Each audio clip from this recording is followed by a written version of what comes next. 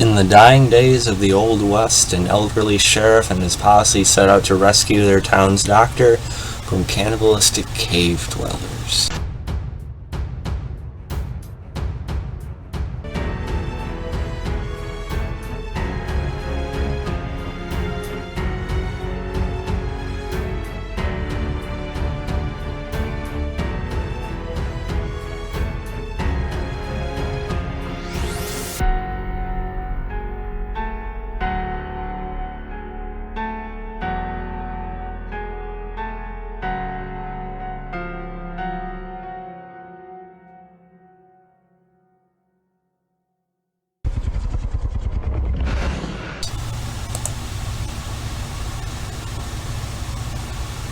And hey, what's up you guys, Bloody Jacob here to bring another movie review.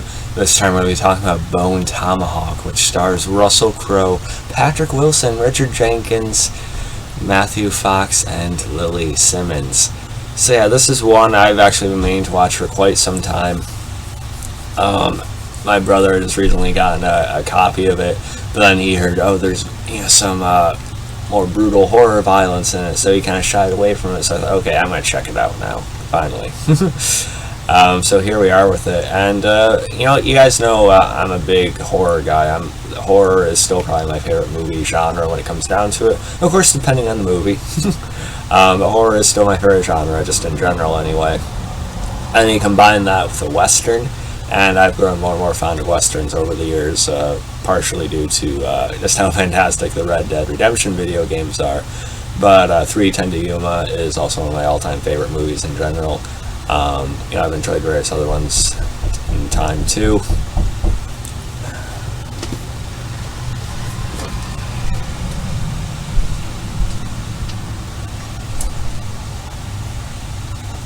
you busy? Oh, are you? Okay. I just wanted to give you a hug and see how your day was going. You having a good day?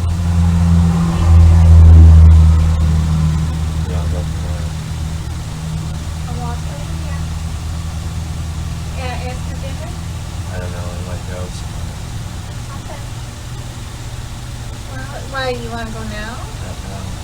Not now, no. Okay. Oh, okay. Okay, later then.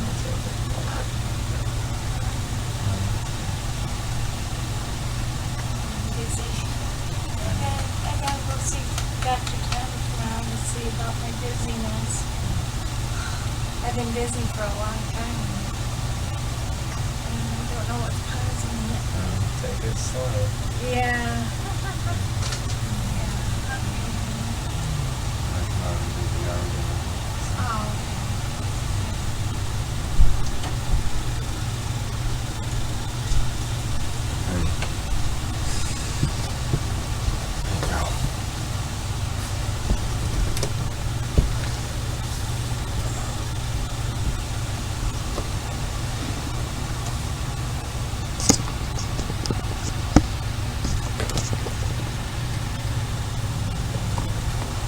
Also, my dad's always been to those old, into those old westerns, like the John Wayne movies, the Gunsmoke Show, Bonanza, stuff like that, Audie Murphy. So I've kind of had like the western genre sort of in my head since I was a little kid too, in that way. So combining those genres, I've always been pretty excited by that, and this movie I think did pretty well with it for the most part.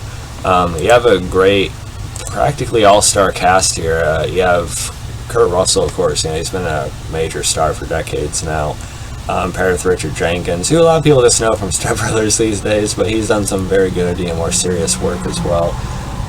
He's like the deputy to Russell Crowe in the film, or excuse me, Kurt Russell in the film. And I like sort of their rapport with each other. It's pretty enjoyable. They've just known each other a long time, and you get a really good sense of that. And just Kurt Russell, he's very good in the movie. Shocker, right? Just his whole demeanor and just way of playing this character. He really has a great presence to him. And then as far as the rest of the cast, there's no weak link in the bunch. I mean, you have Matthew Fox, who, was the main star of Lost.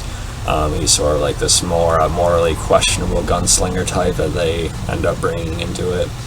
And then you have Patrick Wilson, who plays the husband, sort of cowboy type of the wife, town doctor, who is taken. And Patrick Wilson, I've just loved more and more over the years. He's so consistent, and he's just as good here. And his wife is played by Lily Simmons, who I guess was originally going to be played by Jennifer Carpenter, which would have been great as well. But Lily Simmons, I think she's an overlooked up-and-coming actress too, potentially. She did some really nice work on a show called Banshee, which is one of my all-time favorite shows, and she's good here. Although, kind of a limited role, sort of a little bit in the beginning and some towards the end. But I still like seeing her here quite a bit too. And even have a little bit of a cameo in the opening from Sid Haig, who of course is a big, most icon from the horror genre, from the House of a Thousand Corpses movies and such. So yeah, it's very good. It does feel mostly like a Western type of, drama. But then you have these pretty visceral, moments of violence. It's not overdone, minus one particular moment where you really see just how brutal this tribe of cannibals really is. And there's a certain line for me, or sort of like a middle ground to find with almost any horror movie. Unless you're really wanting like a gore fest or something like that, which does happen sometimes. But most of the time, I like it there to be a reason to it, or just have it like fit with the premise. And yeah, this is a movie about them hunting a group of cannibals, so what do you think you're gonna see? So the violence fits, it makes sense, you know what I mean? So you need at least one really good scene of seeing just how brutal these people are, and you definitely get that. Although there's a bit of CG at the scene, it's still pretty good and very just daunting as the characters look on as well. And the movie isn't afraid to kill off characters either, let me tell you. Not everyone survives it. And then the cave dwellers, the cannibals themselves, are very good. You definitely get a very noticeable change in atmosphere and tone whenever these people are on screen. They have like this signal, this horn that they use, or call type of thing, really. And whenever you hear that, you automatically get nerved up a little bit. So they really did handle that well. They really did handle that well throughout the movie too, which really made the movie what it was for me, I think, in my opinion. Kurt Russell is the highlight, don't get me wrong, but it's just such a great ensemble cast who really made the movie as good as it was. I guess it was only on a budget of like $1.8 million or something like that, which is like shoestring compared to most movies these days. But I just think it's a very good meshing of genres, and definitely one worth checking out. It won't be for everyone.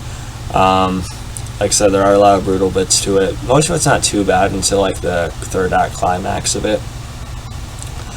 So if you're like used to the horror genre like I am, most of it really won't put you off. Really, it won't be anything that you haven't really seen before, but you still feel it. It still makes sense throughout the movie as well. Great acting throughout. There's no weak link in it. And most of the first hour is it's about a 2-hour movie, and most of the first hour is spent just with these characters. And some people will have an issue with that, saying it's too slow. And it is a movie that does take its time to build and build. But I think it's appropriate, and I like seeing these characters have so much time together. It makes you care a little bit more when things do happen, as they develop more of a chemistry and almost camaraderie with each other. And I like the ending as well. It's satisfying, yet it's still keeping itself in that sense of realism and honesty to the scenario and what the story is about. So take that for what you will. So yeah, if I had to rate Bone Tomahawk overall, I definitely want to watch it again. But for now, I think it's very good. I'm giving it a B+, about an 88%. So yeah, let me guys thought about Bone Tomahawk. You can follow me on Facebook, Twitter, Instagram, like, subscribe, and I'll catch you guys next time. Peace.